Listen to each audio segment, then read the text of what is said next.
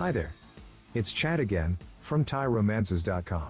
Picture rainforests, stunning white sand beaches, and big limestone cliffs and caves, surrounding an island in the middle of a crystal blue sea. Welcome to Phuket, Thailand's largest island, that's roughly the same size as Singapore. So, just how do you cram a perfect 3 days into a Phuket holiday? Day 1. Morning at the Big Buddha and Wat Chalong. To kick off your morning, get up early to beat the crowds to a couple of infamous sightseeing spots. Wear shoes that can be removed easily, bring a scarf or sarong to cover exposed shoulders, and wear bottoms longer than your knees. You may have seen a giant Buddha out of your window, or at some point upon your arrival.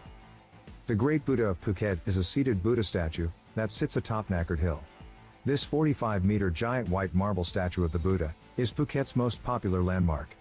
Wat Chalong is the biggest and the most famous temple in Phuket. Most travelers who come to Phuket enjoy visiting this serene and colorful place of worship. Afternoon at Kata Noi Beach. After lunch, head to Kata Noi Beach, a picturesque and peaceful little bay along Phuket's west coast. It is one of the best beaches on Phuket Island, and located just south of the main Kata Beach. With soft sand and blue water, the beach is quite protected, providing ideal swimming conditions for all abilities. Kata Noi is also home to some luxurious resorts and restaurants, so is a good spot to stay for those wanting a getaway. Be sure to bring your towel and spend a couple of hours getting some vitamin D. Sunset, head to Caron Viewpoint. After relaxing on the beach, head up to Caron Viewpoint, one of the more popular viewpoints in Phuket. Located between Nai Harn and Kata Noi beaches, you can take in views of the Andaman Sea, Kata Noi, Kata Yai, and Caron beaches from here. For the evening of day 1, you're going to the Caron Temple and Caron Market. To finish off your first day of culture in Phuket, visit Wat Caron, which is located in Caron Center. The temple was founded in 1895, and has a 3-story building that hosts dormitories for monks, prayer hall and a large kitchen. Day 2. I hope you're ready for day 2, because it's going to be a fun one. The morning and afternoon is all about island hopping and snorkeling. Island hopping is a must in Phuket, and the best way to do it is to get yourself on a tour. There are different island clusters to explore, and various operators will usually offer more or less the same packages. The popular areas and islands to visit are PP Island, where the beach was filmed, Phung Nga Bay, James Bond Island, Similan Island, Racha Island, and Coral Island. Most tours will make 3 to 4 stops, to give you time to enjoy each of the islands. My favorite is Similan Island, because of the beautiful coral reef and snorkeling.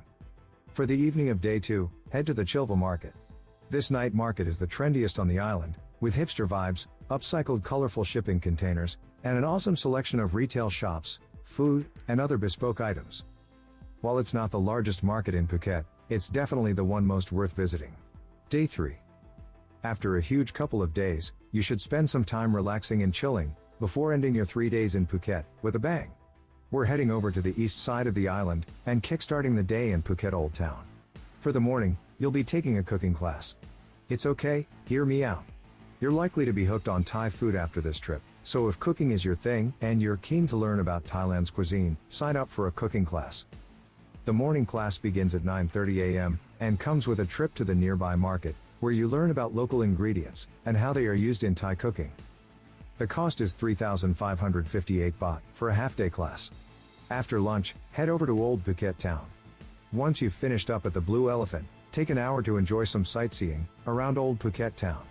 The town is full of shrines, temples, old shophouses, cafes, tiny printing stores, private and public museums, and even a small ex-red light district.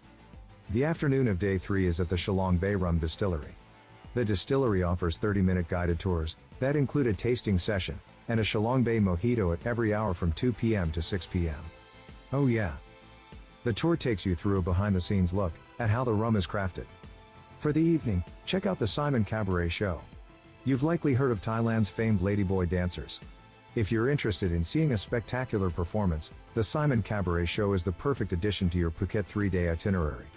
The show first opened in 1991, and features an extravagant show with costumes, incredible set designs, and performances.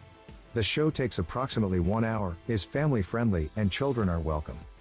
On to a late-night experience at Bangala Road. The infamous Bangala Road, also known as Patong Walking Street, comes to life as the sun goes down.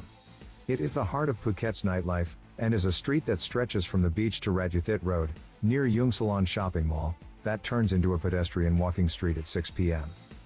The street becomes a 400-meter stretch of neon lights, rowdy tourists, loud music, dancing and plenty of cheap beer.